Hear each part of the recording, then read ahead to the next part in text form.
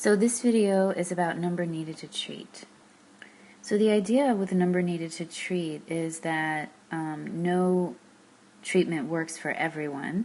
It only works for some people. And so the question that arises is, how many people do you have to treat in order to have one patient have a positive outcome?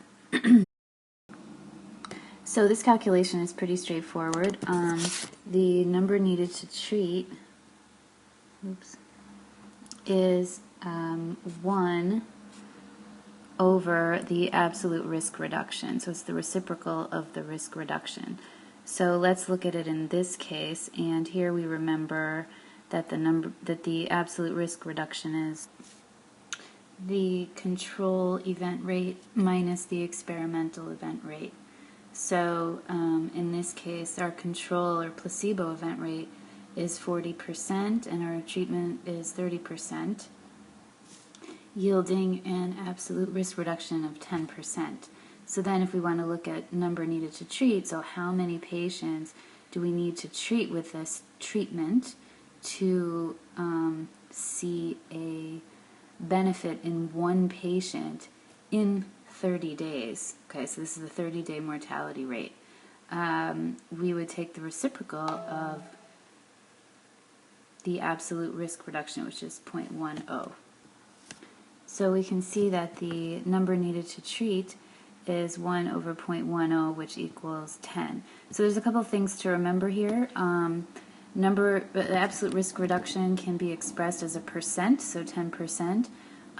When you're doing number needed to treat, you always want to express that in decimals rather than percent. So it's not 1/10 of a person, it's 1 over 0.10.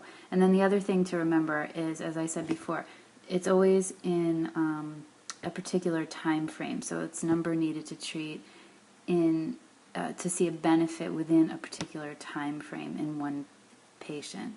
So in this case, we have to treat 10 high-risk patients in order to see a benefit in one patient.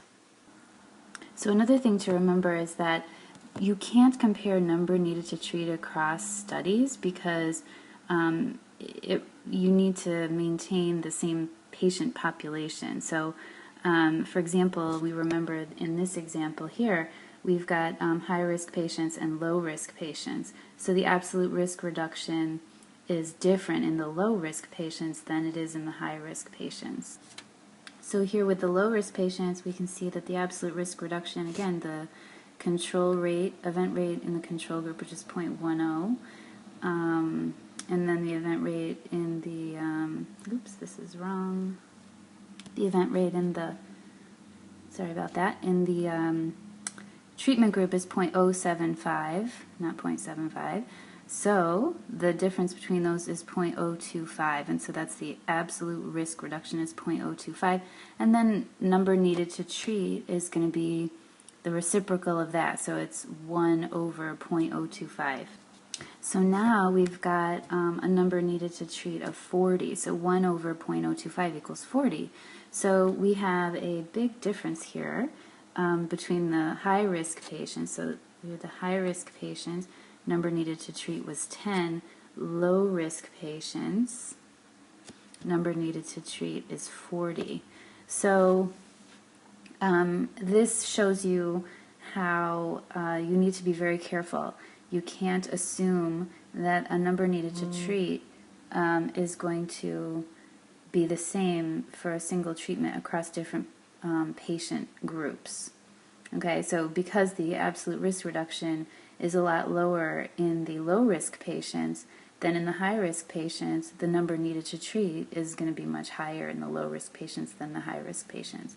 So number needed to treat is pretty easy. People think it's a good way of explaining risk to patients, and